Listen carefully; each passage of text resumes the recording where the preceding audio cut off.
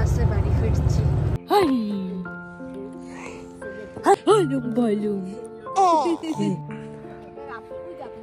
কই রে? ও হ্যাঁ হ্যাঁ হ্যাঁ হ্যাঁ হ্যাঁ। বাবা বাইরে তো অন্ধকার রে। এখানে ডাল সেদ্ধ কিছু দেখা যাচ্ছে না। কিট্টুর বাবা ডিনার রেডি।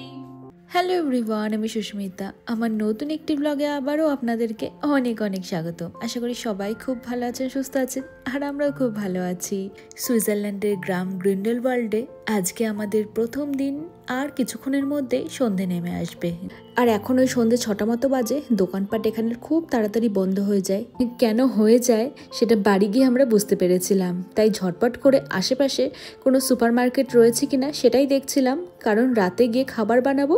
সেই খাবার বানানোর জন্য কিছু জিনিসপত্র নিতে হবে। তো চলুন, সামনে একটা সুপার মার্কেট রয়েছে, সেদিকেই যাই। ঠান্ডি ঠান্ডি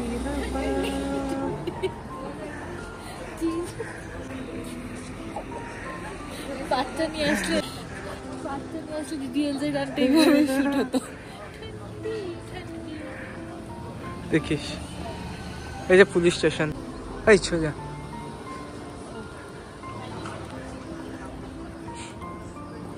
এই যে পুলিশ স্টেশন, দেখছি। হ্যাঁ এই তো কূপ। তো হাঁটতে হাঁটতে আমরা গ্রিন্ডেলওয়াল্ডের যে ট্রেন স্টেশন আর বাস স্টপ রয়েছে ঠিক সেখানেই চলে এসেছি। আর বাস স্টপের পাশে এরকম একটা ছোট্ট মার্কেট এরিয়া রয়েছে, আর তার ভেতরেই রয়েছে এখানকার একটা ফেমাস সুপার মার্কেট কূপ। আর এই সুপার মার্কেটটা 7টা অবধি খোলা থাকে। যদিও বা আশেপাশে কিছু ছোটোখাটো সুপার মার্কেট রয়েছে, সেগুলোর টাইমিং আলাদা হতে পারে। তো এখন আমরা সুপার মার্কেটের ভিতরে চলে এসেছি। বিশাল বড় সুপার মার্কেট। তো কাউকে সুইজারল্যান্ডের চকলেট গিফট করার জন্য এখানে সুন্দর সুন্দর সুইজারল্যান্ডের চকলেট বক্সও রয়েছে। তো আমি তো এসে ওই চকলেটগুলোর দিকে হামলে পড়েছিলাম। তারপরে ভাবলাম না, এখনও তো আরও কয়েকদিন রয়েছি, তো এখনই চকলেট কিনছি না, যাওয়ার আগে না হয় সুইজারল্যান্ডের কিছু চকলেটের বক্স কিনে নিয়ে যাব। তো আমরা সাথে চাল, ডাল, আলু, পেঁয়াজ এইসব নিয়ে এসেছি। তো এবার এখান থেকে নিতে এসেছি ডিম। নানান রকমের ডিম ছিল, আর সেগুলোর দামও বিভিন্ন রকমের রয়েছে। যেটা বায়ো ডিম রয়েছে সেটা দেখলাম একটা ডিমের দামই ভারতীয় টাকায় 100 টাকার মতো। তবে আমরা সাদা ডিম খুঁজছিলাম, তো সাদা ডিমের দামটা দেখলাম বেশ কম রয়েছে। ওই 15টা ডিম ভারতীয় টাকায় দেখতে গেলে বক্সটার দাম ছিল প্রায় 500 টাকার মতো। আর আমরা একটু তাড়াহুড়োই করছিলাম, তাই ঝটপট ডিম নিয়ে পাশেই যে বাস স্টপ রয়েছে সেখানে যে দেখলেন হলুদ রঙের বাসটা দাঁড়িয়ে রয়েছে, আমি উঠে পড়লাম। বাসে দেখুন প্রচুর ভিড়। আর এই বাসটাই ছিল সেদিনের মতো লাস্ট বাস। হ্যাঁ, সন্ধ্যে 6:30টার পরে এখানে বাস সার্ভিস সব বন্ধ হয়ে যায়। এরপরে যদি যাতায়াত করতে হয় তাহলে পায়ে হেঁটে যেতে হবে। আর পাহাড়ি রাস্তা, নামতে যতটা সহজ উঠতে ততটাই কঠিন। হয়তো বাস স্টপ থেকে আমাদের এয়ারবিএনবি যদি পায়ে হেঁটে আসতাম তাহলে হয়তো 15 মিনিটের মতো সময় লাগতো, কিন্তু পাহাড়ি রাস্তায় ওই 15 মিনিটই মনে হতো 1 ঘন্টার সমান। তার মধ্যে সাথে আবার বাচ্চা রয়েছে। তাই ওই সুপার মার্কেটে বেশি সময় নষ্ট না করে ডিম দরকার ছিল, তাই ডিম নিয়ে ঝটপট করে বাসের মধ্যে উঠে পড়লাম। আর 3 থেকে 4 মিনিটের মধ্যেই পৌঁছে গেলাম আমাদের এয়ারবিএনবির সামনে।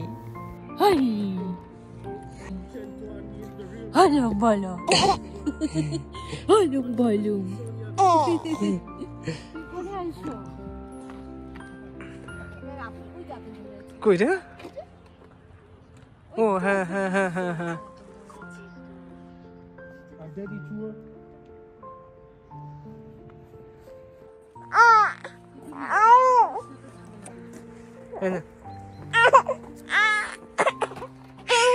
ফুলে ফুলে জল উপরে চল, লাইটটা দিয়ে নিস। এটা corridor. Welcome home, welcome home. এটা কি লক করতে হবে আবার? হ্যাঁ করে দে। আবার আসবেই মনে হয় ওনার। হ্যাঁ হাই বলতে আসবে না। এখানে স্ট্রিট লাইটও নেই, কিন্তু শুধু আমাদেরকে দেখা যাচ্ছে। স্ট্রিট লাইটও নাই না বাইরে গেলে? না, ওটাই তো, স্ট্রিট লাইটও নেই, বাইরে ফুটফুট অন্ধকার। এই জন্যই আর বাস চলে না। হ্যাঁ, আর এবার হচ্ছে আমি রান্না করব। এখানে ম্যাগি সেদ্ধ হচ্ছে, এখানে ডাল সেদ্ধ, ভাত হয়ে গেছে না? আর এখানে সব কেটে রেখেছে, যেটা আমি এখন রান্না করব। দেখি বাইরেটা কেমন, গুটগুটো অন্ধকার কিনা।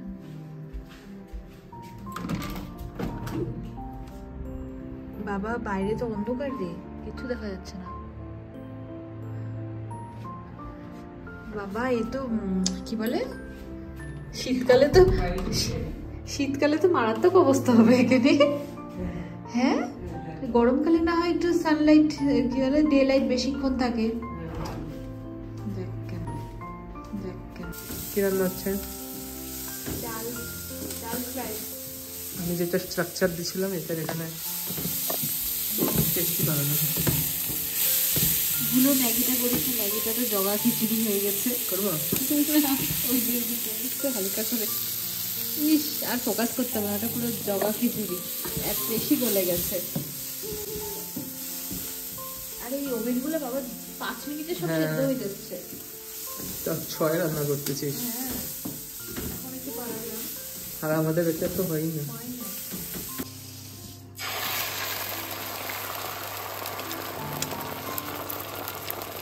তো আমরা বাড়িতে ঢুকলাম প্রায় 6:45 নাগাদ, আর 7টা 7:15টার মধ্যে একদম গুটগুটে অন্ধকার হয়ে গিয়েছে। দেখতেই পাচ্ছেন বাইরে একদম স্ট্রিট লাইট নেই। পাহাড়ি এলাকা এরকমই মনে হয় না, সন্ধে নামতে নামতেই আশেপাশে সব নির্জম হয়ে যায়। আমাদের তো এইভাবে থেকে অভ্যাস নেই, তাই একটু কেমনই মনে হচ্ছিল। তো আসার সাথে সাথেই কিট্টু এই সারাদিন বেবি ক্যারিয়ারের মধ্যে থেকে না নামার জন্য বেশ উতলা হয়ে পড়ছিল।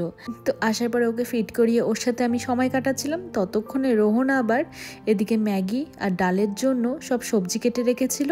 তারপরে ও কিট্টুকে ধরলো, আমি এদিকে ঝটপট করে রান্না বান্না করে নিলাম। আজকে রাতে আর সকালে যে আমরা খেয়ে বেরোবো সেই পরিমাণে রান্না করেছি। আবার কালকে ঘুরে ঠুরে এসে রাতের বেলা রান্না করে নেব, কারণ দেখতেই পাচ্ছেন একদম গ্রাম আর পাহাড়ি এলাকা।